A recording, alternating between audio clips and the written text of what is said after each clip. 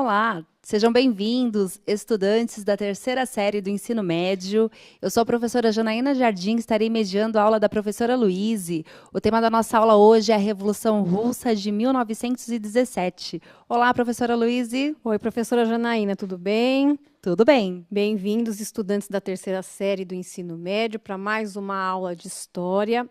Antes da gente prosseguir com a nossa aula, nós temos um recadinho muito importante para vocês, estudantes da terceira série do ensino médio, que é sobre as inscrições da FUVEST, certo?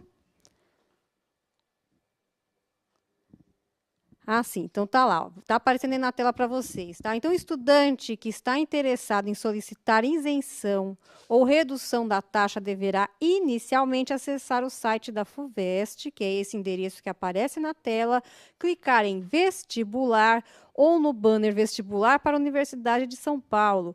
Período para solicitação de isenção ou redução da taxa é entre meio-dia do dia 15 de junho de 2020, ou seja, já começaram, né, as inscrições, e vai até o dia 10 de julho, às 23h59, que é uma sexta-feira, tá? 23h59, horário de Brasília. Dúvidas sobre a isenção ou redução da taxa, acessar o serviço Fale Conosco, disponível no site da FUVEST, que é esse que aparece aí na tela para vocês, tá? Quem quiser bater o print aí da tela para pegar as informações direitinho, a hora é agora. Beleza? Então, vamos lá, vamos dar continuidade aí, já desejando aos estudantes que querem prestar a FUVEST, nossos votos de boa sorte, né? Sim, boa sorte a todos, né? E fiquem ligados para não perder a isenção da taxa. Exatamente. E fiquem ligados principalmente na aula, porque teremos conteúdos importantes aí para vocês se prepararem não só para a FUVEST, mas também para o Enem, Saresp e outras provas, né? Outros processos seletivos que a gente pode, né, que vocês podem se interessar em fazer. Então, olha só, vamos começar a nossa aula, né, que é sobre a Revolução Russa, e a professora Janaína vai ler para a gente quais são os objetivos e as habilidades da aula de hoje. O objetivo da aula: apresentar o contexto sociopolítico e econômico que culminou na queda do czar Nicolau II e na implantação do socialismo na Rússia. Habilidade do currículo do Estado de São Paulo: interpretar realidades histórico-sociais a partir de conhecimentos sobre a economia e as práticas sociais e culturais. Muito bem. Então, a gente já vai começar a nossa aula de hoje com uma questão problematizadora que vocês devem guardar essa informação na mente para a gente retomar lá no final com a nossa atividade complementar, tá? Então, olha só esta questão problematizadora aí na tela.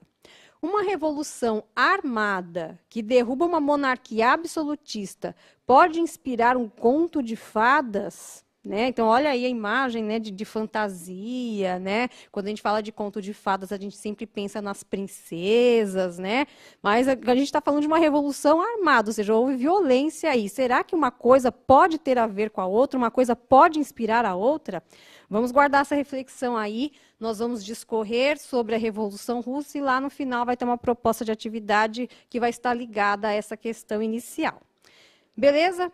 Então, vamos, né, sem mais delongas, começar o nosso assunto aí, que é a Revolução Russa, que, como já foi adiantado ali nos objetivos, leva ao fim da monarquia absolutista na Rússia, no ano de 1917. Mas, para a gente entender todo o processo, a gente precisa entender o que era, né, como era a Rússia nesse começo do século XX. Tá? Então, o sistema político, que vai aparecer aí na tela para vocês, era o sistema monárquico, tá? Que era denominado czarismo. Né? O czar é o jeito russo de falar César, né? Que César é um título aí que quer dizer soberano, remonta ao Império Romano, né? E o czar aí, no caso, era o Nicolau II, Nicolau Romanov, né? Então, existia essa dinastia Romanov que governava a Rússia desde 1613 e ela cai em 1917. Então, são vários séculos aí da dinastia Romanov, tá? O Império Russo contava com um território de 22 milhões de quilômetros quadrados, né? Dizem que quando houve um censo da população russa, eles foram entrevistar o Nicolau II, né? E perguntaram para ele qual a sua profissão. E ele disse, dono da terra russa, né? Ele tem o terreninho ali de 22 milhões de quilômetros quadrados, né? E ele governava esse terreninho dele aí num modelo análogo ao absolutismo monárquico, tá? Vocês já passaram pela segunda série do ensino médio, então vocês sabem o que eu estou falando, né? O regime absolutista monárquico é aquele onde o rei concentra todos os poderes nas mãos. Então, o rei, ele é o executivo, ele é o legislativo, ele é o judiciário, né? Ele acumula funções. E, claro, o rei que acumula função, o rei que detém o poder de uma forma muito centralizada, tende a abusar desse poder, né? E aí, quando a gente olha para a população, olha para a sociedade russa desse começo do século XX, isso fica muito claro. Então, a sociedade russa estava dividida da seguinte maneira. Nós tínhamos os boiardos são pessoas da nobreza, pessoas que tinham até títulos, né? Pessoas ligadas à família aí do Nicolau II, a família Romanov, e que, na sua maioria, eram proprietários de terras, tá? Os boiardos, os nobres. E nós tínhamos também o clero ortodoxo, que era uma parcela muito pequena da população, assim como a nobreza também, mas essa pequena parcela da população detinham muitos privilégios. E um desses privilégios, assim como nas monarquias absolutistas do século XIV, XV, essa minoria não pagava impostos, tá? Então, politicamente, a gente pode comparar, sim, a Rússia, já no século XX, como uma monarquia absolutista, ao mesmo tempo que em vários outros países do mundo, inclusive os países vizinhos ali, a Europa, já eram repúblicas, né?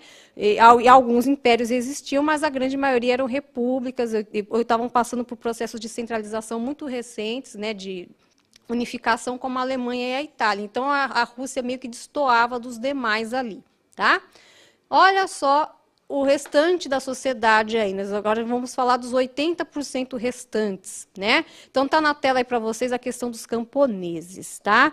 Essa imagem, por incrível que pareça, pelas cores, é uma imagem do começo do século XX. É bem bonita essa imagem, né, das camponesas russas, né?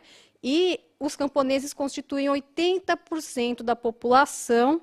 E eles trabalhavam nas terras lá dos boiardos numa situação análoga ao feudalismo. Vocês também já passaram pela segunda série do ensino médio, já estudaram feudalismo, né?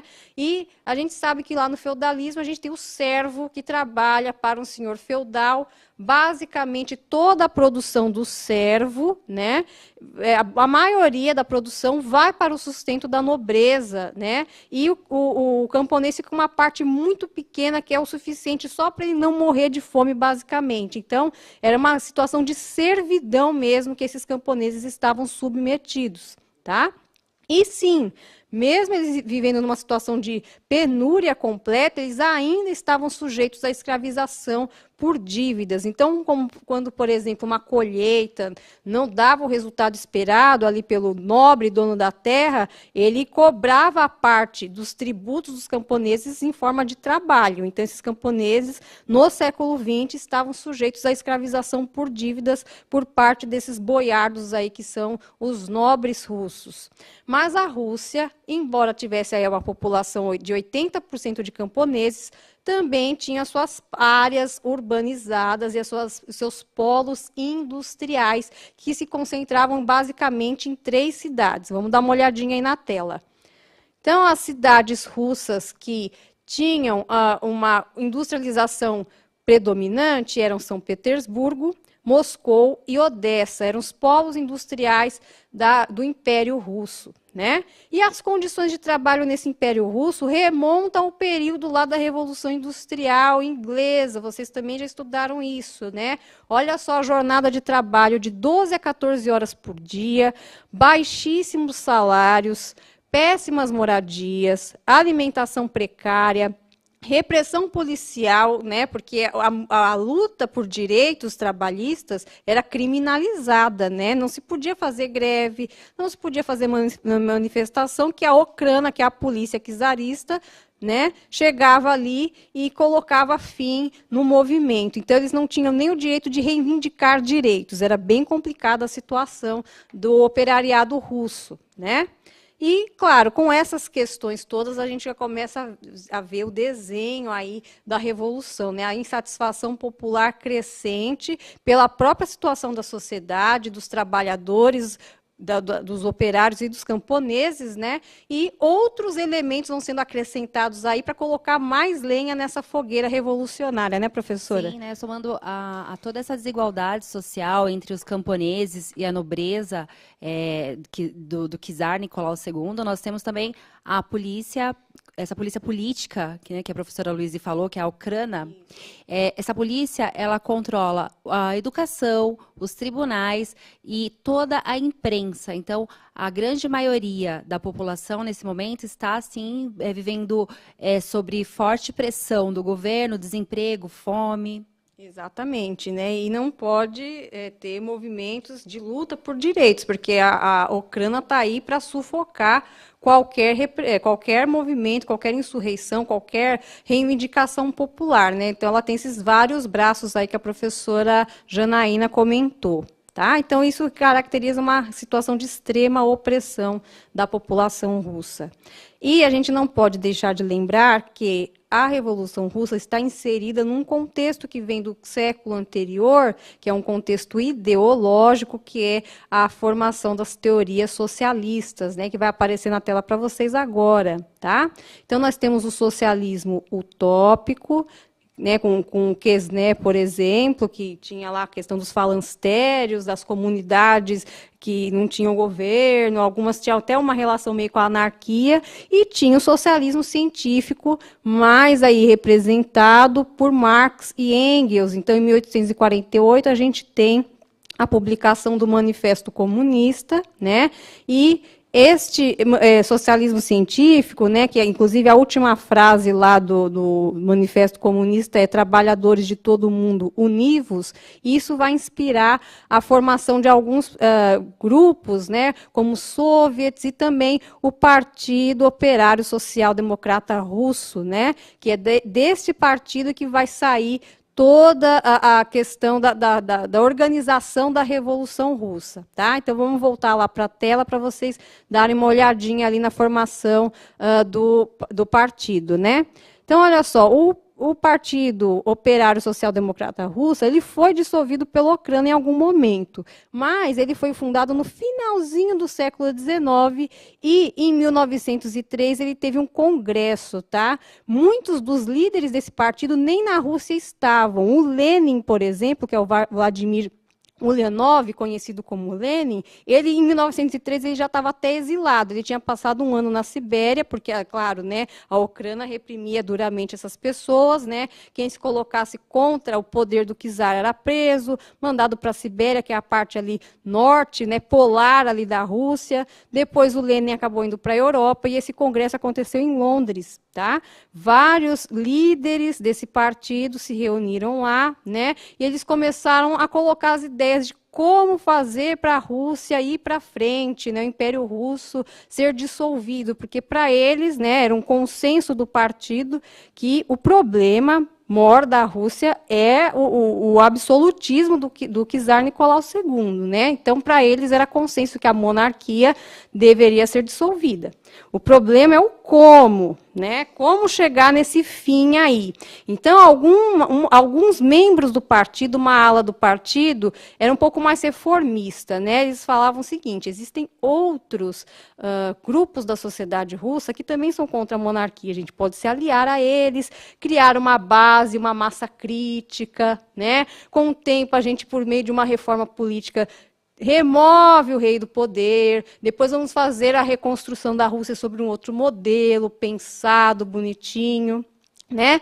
Esse grupo era chamado de mencheviques. Vamos olhar aí na tela a tabelinha que tem bem sistematizado para vocês aí essa divisão do Partido Operário, né? Os mencheviques, né, essa palavra significa minoritários, eles eram liderados pelo Yuli Martov, que trazia essa ideia de aliança com a burguesia, de alguma coisa mais reformista, um socialismo pela via eleitoral, né? Mas tinha o pessoal radical, né, que eram os bolcheviques, que significa maioria ou majoritários. O líder era o Vladimir Lenin, né? O Lenin, bem aí, feitas as leituras, né, do socialismo científico, embasado pelas ideias de Karl Marx, ele defendia a formação de um partido operário revolucionário, né? Então, assim, é paciência zero. A revolução vai vir pela força das armas. Não temos tempo para discutir com os setores da sociedade, não temos tempo para discutir reformas, nem reconstrução. Então, vamos no famoso tiro, porrada e bomba, né? É uma coisa bem radical mesmo, tá? Por incrível que pareça, os mencheviques, ao final desse congresso de 1903, eles eram maioria. A maioria era adepto da ala reformista, né? Mas acontece que o Lenin, ele era uma pessoa que publicava muitos textos em algumas revistas, né? E ele acabou tendo uma, vamos dizer, uma projeção das suas ideias, elas foram mais difundidas na sociedade, mais, assim, difundidas principalmente entre o operariado russo. Então, acabou que ganhou mais os corações e as mentes dos russos essa ideia dos bolcheviques, tá? Isso é um capítulo, isso é uma parte do que estava rolando ali na Rússia, que é a questão do partido e da discussão interna. Mas Czar Nicolau II estava, claro, aprontando todas, né, e deixando o povo russo ali, né, em uma situação muito complicada. Então, vamos olhar outros fatores, outros eventos que levaram a essa culminância, né, da Revolução Russa lá em 17. Então, na tela para vocês. Então, olha só, em 1905, nós tivemos a Guerra Russo-Japonesa, né? Ela durou cerca de 1 ano, era uma tentativa de se dominar a região da Manchúria, a Rússia não tem saída para o mar, então ela sempre está envolvida com guerras onde ela possa conquistar essa saída para o mar aí, só que o Japão também estava de olho nos mesmos territórios, tá? O Japão também estava passando por uma espécie de imperialismo ali, e eles dois acabaram entrando em guerra, e os russos foram derrotados, né? Inclusive relacionado à questão da Guerra Russo-Japonesa, nós tivemos a revolta dos marinheiros com o episódio do encouraçado Potemkin, né? Que até virou um filme que é um grande clássico do cinema, né? É um filme do cinema mudo aí que tem uma cena que depois eu vou falar para vocês para não dar spoiler, né? Mas tem a cena do carrinho de bebê caindo ali pela escadaria com o bebê dentro e tem um tiroteio, toda uma confusão em volta, e depois essa cena foi feitas releituras dessa cena em outras obras cinematográficas, né? E no mesmo ano de 1905, nós tivemos um evento aí que é a Marcha ao Palácio de Inverno. Então, vou colocar para vocês na próxima tela aí, vai aparecer, para a gente ter uma ideia do que foi essa Marcha ao Palácio de Inverno, qual foi o contexto, quem participou. Então, olha, dá uma olhadinha aí na tela. Aí, então, em janeiro de 1905, mais precisamente no dia 9 de janeiro, trabalhadores russos e suas famílias redigem uma carta-manifesto que deveria ser destinada ao rei Nicolau II, né, reivindicando melhores condições de vida. Os manifestantes queixavam-se do desprezo do czar quanto à situação do povo russo. Eles marcharam pacificamente rumo ao Palácio de Inverno, sede do governo russo, para encaminhar ao czar essa carta, né? Só lembrando que lá em janeiro, no hemisfério norte, é o inverno, né? E na Rússia é inverno ao cubo, né? Inverno para valer. Então eles foram marchando na neve, né? Estava muito frio no dia, e eles mesmo assim, milhares de pessoas se reuniram e marcharam pacificamente, lideradas por um padre, para levar esse manifesto. O que eles estavam reivindicando nesse manifesto? Então, vai aparecer ali na tela para vocês. Entre as reivindicações estavam a redução da jornada de trabalho, salário digno, estudo gratuito para os filhos dos trabalhadores e o direito de eleger os membros para uma Assembleia Constituinte. Lembrando que numa monarquia absolutista não existe Constituição. Então, era uma reivindicação deles, ter uma lei que vamos dizer, que esteja acima do poder do rei, né, para pelo menos minimizar essa questão da centralização na figura do czar. Agora, como será, professora Janaína, que o Nicolau II recebeu esses manifestantes, essa carta? Será que foi de bom grado? Será que ele deu ouvidos a essa população? Pois é, né? Afinal de contas, representava aí 80% da população essa reivindicação. Então, acho que na próxima imagem que nós vamos ver a resposta. Exatamente. A resposta vai vir por meio de uma interação. Então, vocês mesmos, estudantes, ao interpretar a imagem, vão nos dizer qual foi a reação do governo russo com esse episódio aí da marcha ao Palácio de Inverno. Então, vai aparecer na tela para vocês agora.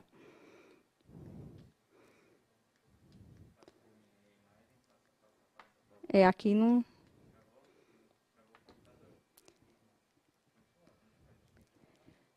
Bom, então a gente vai depois ver se a gente consegue voltar com essa interação, tá? Então a gente vai prosseguir com a aula. Sim. Essa imagem que a professora Luíse ela vai mostrar para vocês, ela é conhecida como Domingo Sangrento, está correto, professora Luíse? Isso. E quando vocês verificarem a imagem, utilizando a atitude historiadora de vocês, vocês vão conseguir perceber qual foi a reação do czar a essa manifestação popular. Podemos? Então tá na tela, né? Então agora sim, gente, resolvidos os problemas técnicos, ao vivo é assim mesmo, né? Agora tá a imagem na tela para vocês, vocês vão ter 2 minutos para analisar e formular uma resposta, interpretando qual será que foi a reação do Nicolau II a essa marcha dos trabalhadores.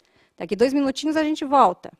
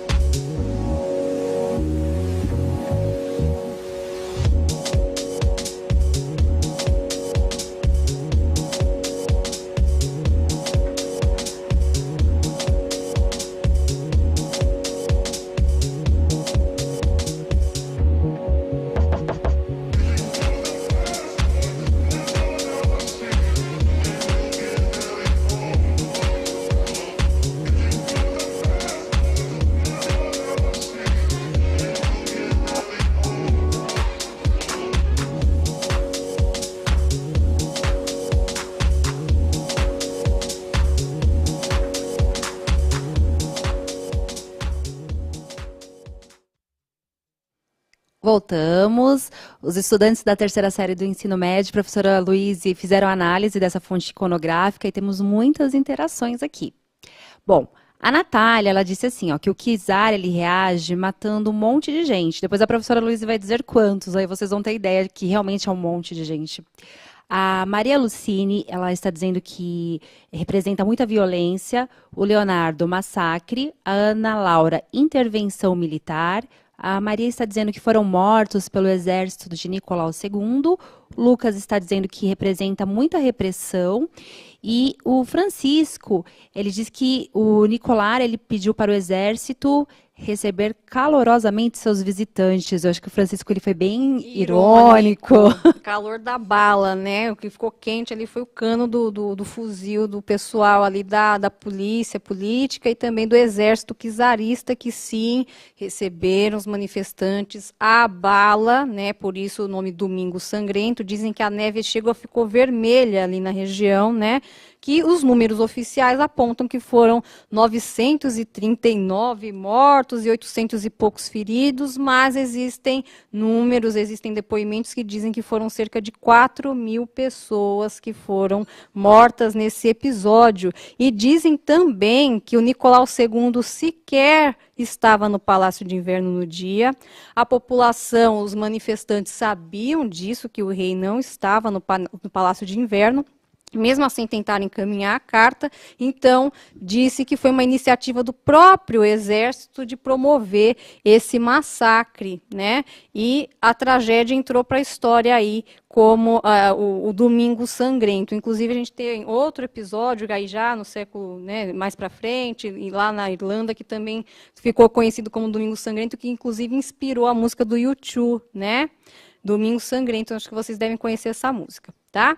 Então, nós tivemos esse episódio triste aí do Domingo Sangrento e a situação piorou muito no final da década seguinte, lá em 1917, quando a Rússia entra na Primeira Guerra Mundial.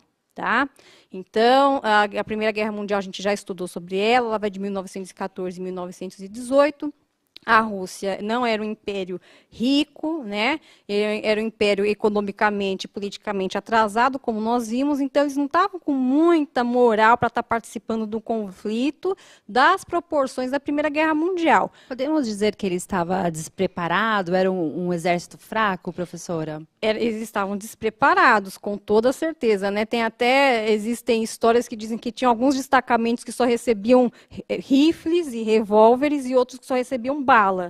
Né? Como é que faz, né, para participar de uma guerra onde você recebe só munição ou só o armamento? Então era muito precária a situação. O próprio episódio do Encouraçado Potemkin demonstra essa fraqueza, esse despreparo do exército russo.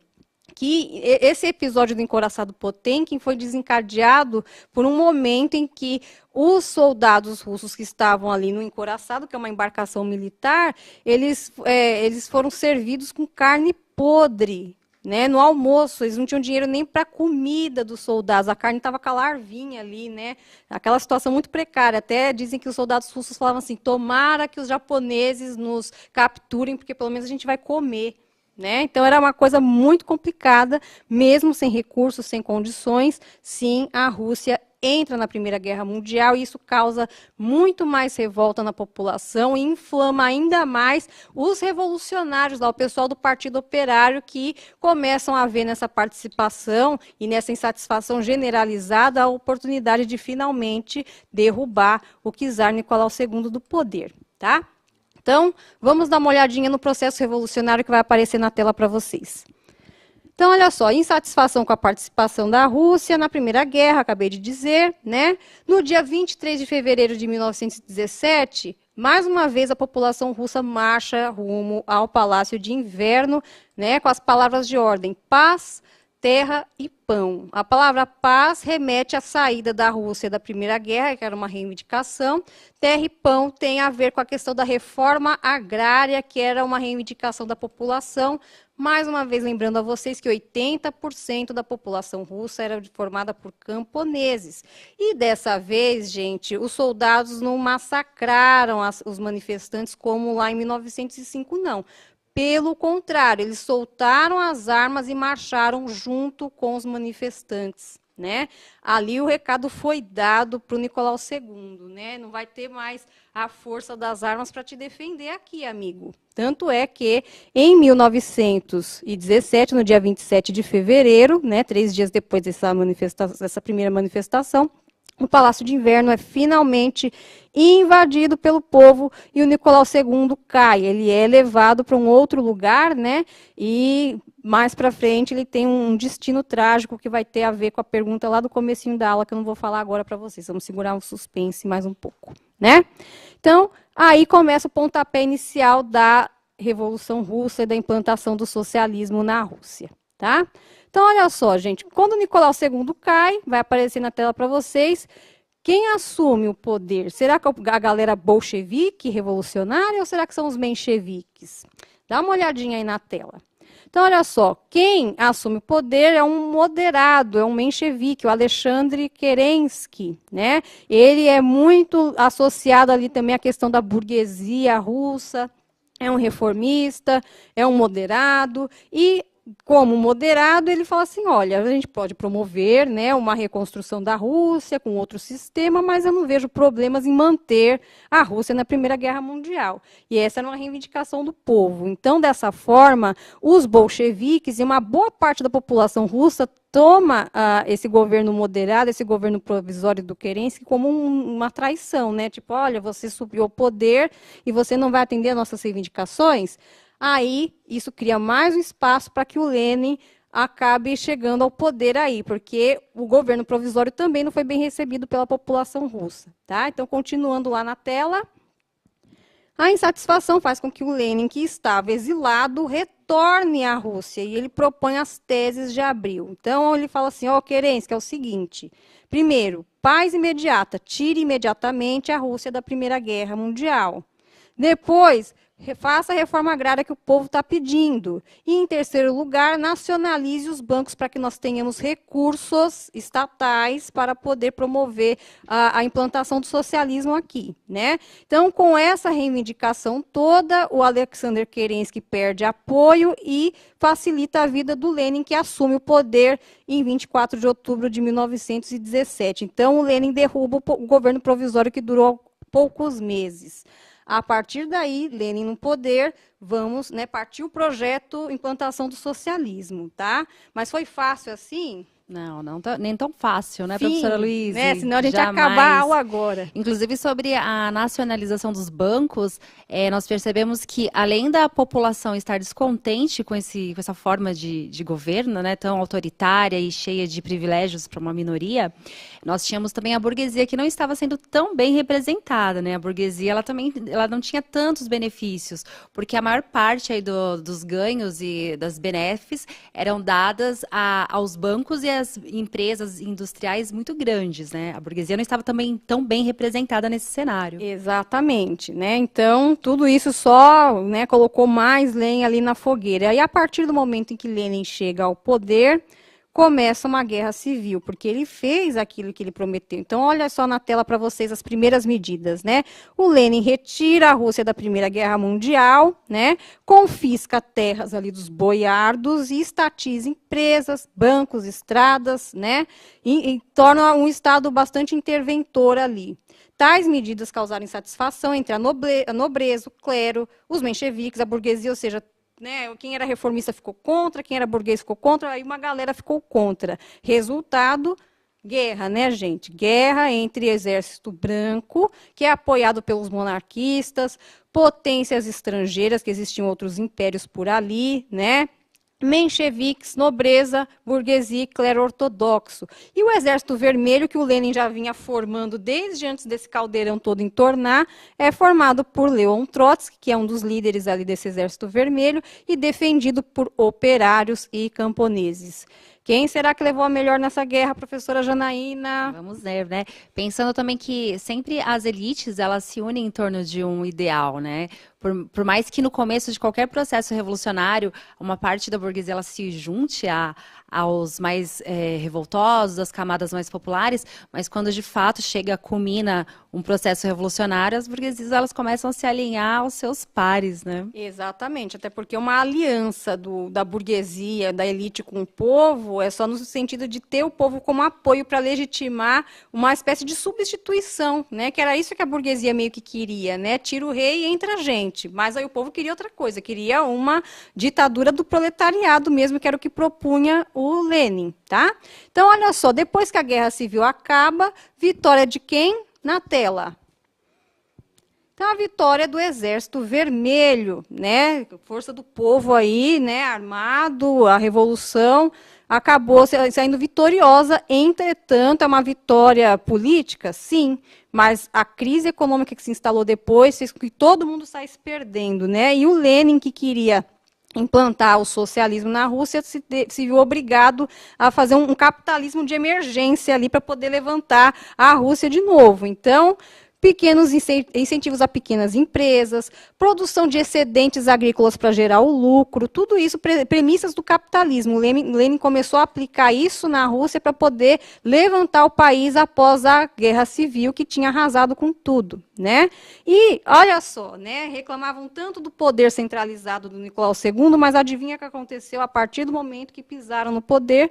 Centralização do poder político na figura agora não de um regime monárquico e absolutista, mas na figura do partido, que é o Partido Comunista Russo. E aí começa a ditadura, né? Controle dos sindicatos, censura e perda das liberdades individuais, né? E em dezembro de 1922, a gente tem a criação da União das Repúblicas Socialistas Soviéticas, a União Soviética, né, que figurou o século XX aí, Guerra Fria, a própria Segunda Guerra Mundial, né, causou bastante, né, no cenário geopolítico. Em janeiro de 1924, o Lenin morre e dois caras ali, protagonistas nesse partido, disputam poder. O Stalin, que defendia a revolução em um só país, ou seja, a Rússia já se tornou socialista, tá bom, tá ótimo. E o Trotsky, que é a revolução permanente. Onde houver capitalismo, a gente vai levar a revolução. Né? E essas divergências entre os dois fizeram com que o conflito entre eles se acirrasse tanto que o Stalin acaba mais para frente expulsando o Trotsky da Rússia, né, agora a União Soviética, e assume o poder aí com a morte de Lenin. Tá? Alguma dúvida? Como é que está aí? Tudo bem, professora Janaína? Tudo bem. Excelente explicação, professora Luísa. Podemos prosseguir. Muito obrigada. Então, vamos lá, gente. Agora a gente vai prosseguir, adivinha com o quê? Com uma interação, com um exercício, para a gente ver se a nossa garotada aí da terceira série do ensino médio está prestando atenção na aula, tá? Esse é um exercício de verdadeiro ou falso. Vocês coloquem a sequência lá de V's e F's que vocês acham que correspondem às afirmações que eu vou colocar na tela para vocês agora. Então, olha só, leiam as afirmações e marquem verdadeiro ou falso para cada uma delas. Vocês têm 2 minutos para fazer essa interação com a gente. Já já a gente volta.